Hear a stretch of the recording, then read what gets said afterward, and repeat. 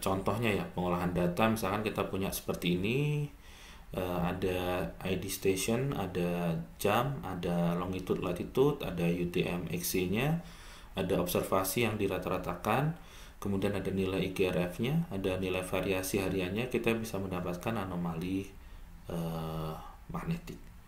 Nah, mungkin sedikit gambaran saja bahwa ini contohnya misalkan di stasiun base, ini juga stasiun base. Ini ada jam 9 dan jam 12.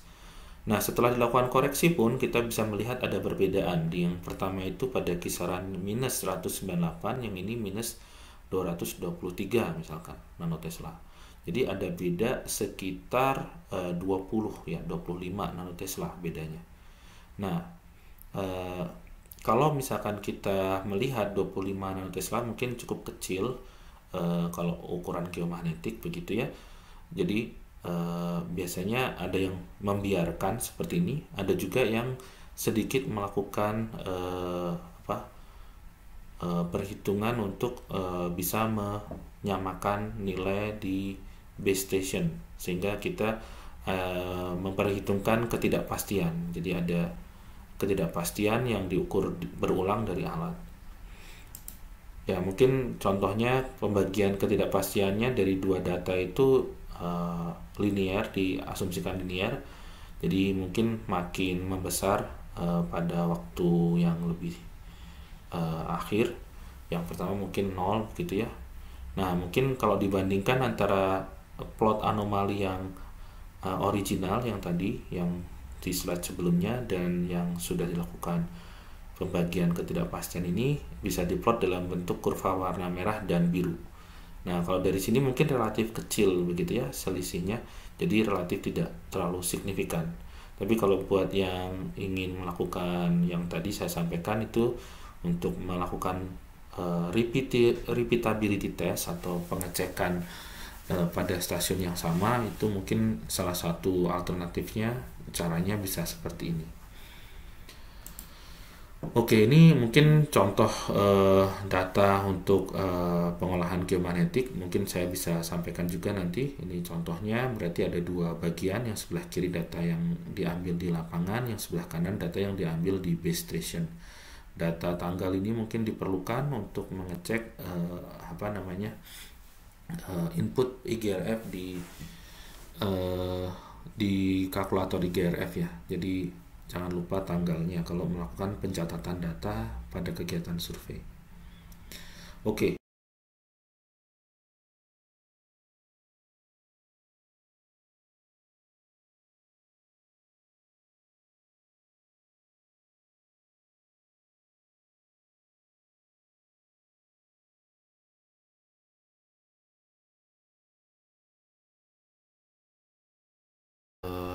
Mungkin saya tunjukkan sedikit aja. Tadi kan saya bicara berkaitan dengan pengolahan data yang ini ya. Nah, mungkin ini akan bermanfaat kalau kita mencoba mengukur pengamatan yang stasiun 1, stasiun 2, stasiun 3. Nah, siapa tahu kan ada titik yang diulang. Setidaknya stasiun base itu kan diukur berulang. Nah, kita berharap pembacaan di base-nya itu stabil gitu ya untuk melakukan pengikatan ke yang lain. Nah, ilustrasinya kalau kita ingin menggabungkan 11 data ini, Anda bisa lakukan juga. Misalkan Priscilla ngerjakan yang 11, ya kalau misalnya terlalu mudah, Anda bisa kerjakan lagi yang lain. Nah, untuk menggabungkannya mungkin nanti Anda akan ketemu hal-hal yang seperti ini misalkan. Contohnya yang sheet tadi yang pertama itu saya gambarkan warna yang biru bulat ini. Nah, di sini mungkin ada stasiun yang berulang, atau mungkin yang berulang itu stasiun yang di base kan.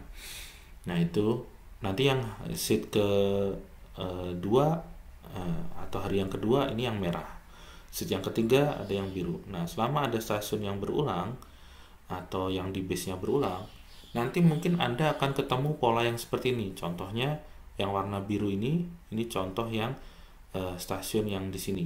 Nah, artinya yang pertama ini diplot sampai yang terakhir ini plotnya kurva anomalinya seperti ini, dia negatif gitu ya, misalkan negatif kecil.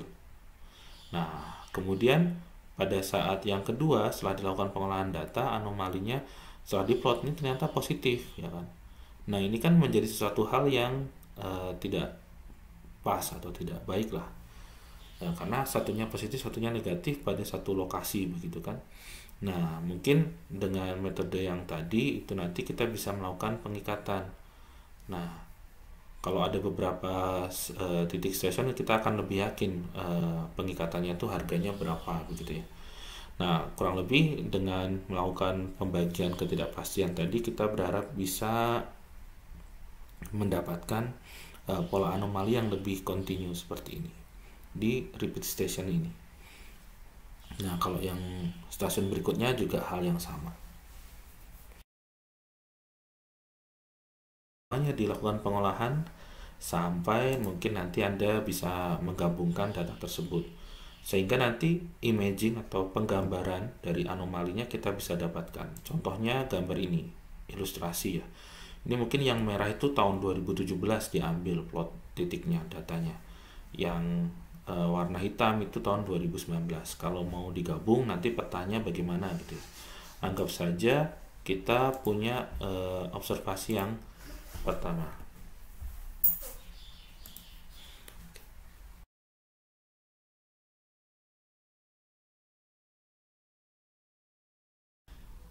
Ya, ini misalkan hari pertama itu yang garis ini.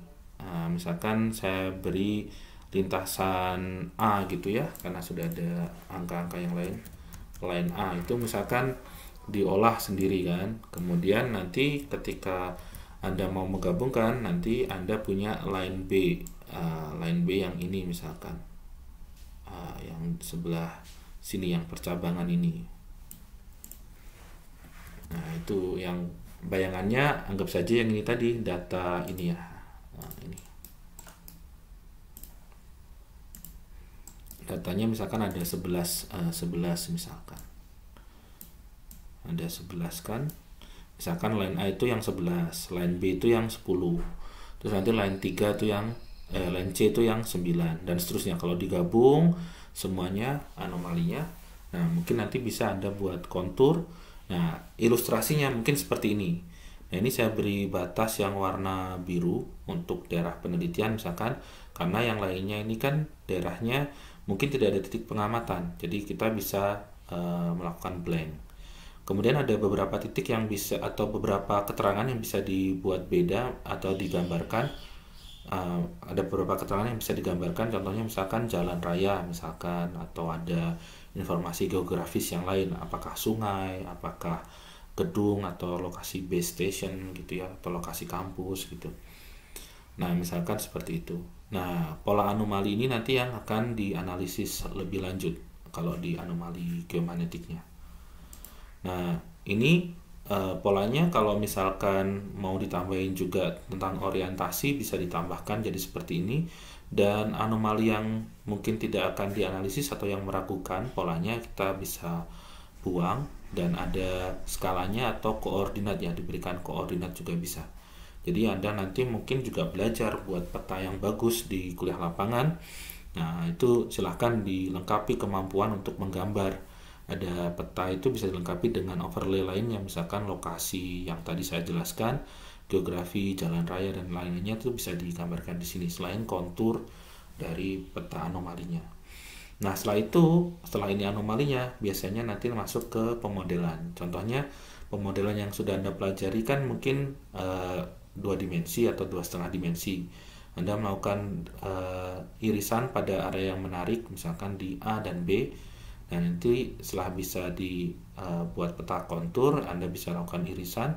Nah, anomalinya ini bisa Anda gambarkan, dan untuk mempelajari kondisi bawah permukaan dilakukan pemodelan. Nah, kita pemodelannya belum sampaikan lebih lengkap, tapi ini sebagai gambaran ya. Mudah-mudahan nanti di praktikum sudah bisa belajar untuk membuat pemodelan. Ini contohnya.